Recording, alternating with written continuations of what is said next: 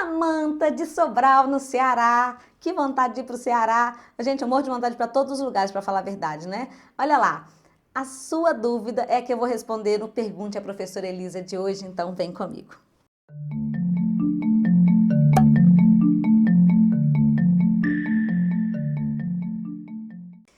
Olá, professora Elisa Faria. Se você quer que a sua pergunta seja respondida nesse quadro, é só mandar pelo WhatsApp e aí a gente já coloca aí os próximos vídeos para gravar, tá bem? A pergunta da Samanta é sobre fato omissivo e ela sofre com isso por causa da responsabilidade objetiva do Estado. Vamos entender o que é que a Samanta tem de dúvida. Veja bem, quando a gente fala de responsabilidade objetiva do Estado, lá nos termos do artigo 37, parágrafo 6º, nós estudamos o tempo todo, né, que a administração responde pelos atos dos seus agentes.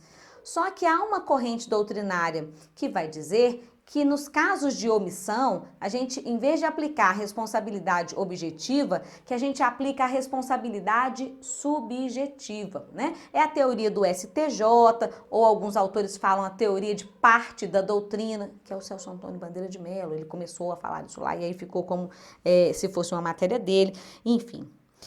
E aí, dentro do contexto de omissão, nós temos uma distinção, que é a omissão genérica e o fato omissivo. Por que isso é importante? Porque o fato omissivo gera responsabilidade objetiva, diferentemente da omissão genérica. Mas a sua prova pode vir só com a palavra omissão. Aí é que vem a dúvida da Samanta, muito pertinente. Então vamos entender. Vem dizendo assim.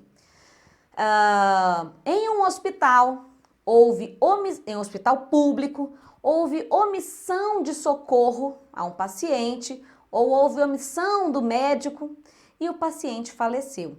Esse caso é típico de responsabilidade objetiva estatal, tá bem? Ou seja, um hospital era público, se for municipal é o município, se for estadual é o estado, se for federal é a União, tá? Então, quando a gente fala responsabilidade estatal, não estamos dizendo o ente federativo estado-membro.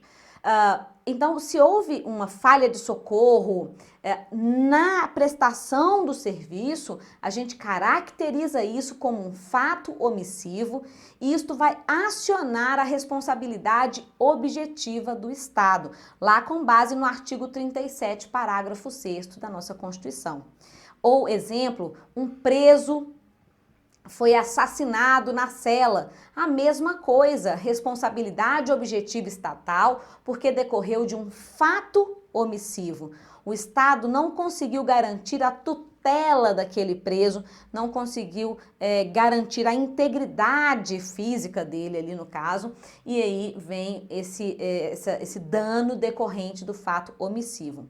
É completamente diferente de quando a gente fala de omissões genéricas. Por exemplo, se disser assim, um carro foi assaltado em via pública. E aí? Nesse caso, não existe um nexo causal direto. Eu não consigo dizer, pois é, tá vendo? Aconteceu dentro da prestação de um serviço público uma falha. Não. Eu tenho a situação, nesse caso, da reserva do possível. O Estado não consegue colocar o seu efetivo ali na rua toda, né? Não tem recurso suficiente, por exemplo, não tem policiais suficientes, enfim. É uma situação em que a gente parte para a responsabilidade por omissão genérica, que seria essa, então, responsabilidade subjetiva. E aí, se tiver indenização, tem que provar o dolo ou a culpa de um agente público especificamente, tá bom? Então, fato omissivo. O Estado falha. Omissão genérica. Falta Estado. Eu não tenho Estado no lugar, e aí Estado no sentido de não tenho prestação de serviço, e aí eu não consigo, então, responsabilizar ninguém, porque é uma culpa do sistema, ou a gente chama de falta do serviço, tá certo? Então vamos aqui, ó, fechar com um exemplo. Mais um.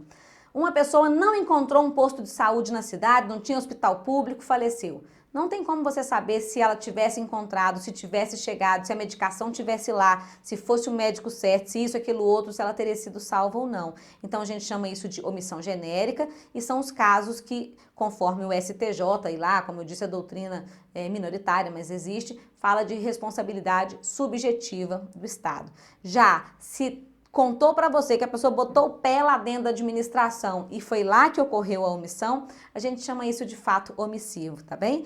E vamos de novo, acionar aí a responsabilidade objetiva estatal do artigo 37, parágrafo 6º. Bom, Samantha, então essa resposta foi para você. Se você também quer que a sua resposta seja dada aqui nesse vídeo do sábado, pode mandar pra gente pelo WhatsApp. E aproveita também, comenta se esses vídeos estão sendo legais, pode curtir, pode dar até um like aqui se você quiser. Um beijo para todo mundo.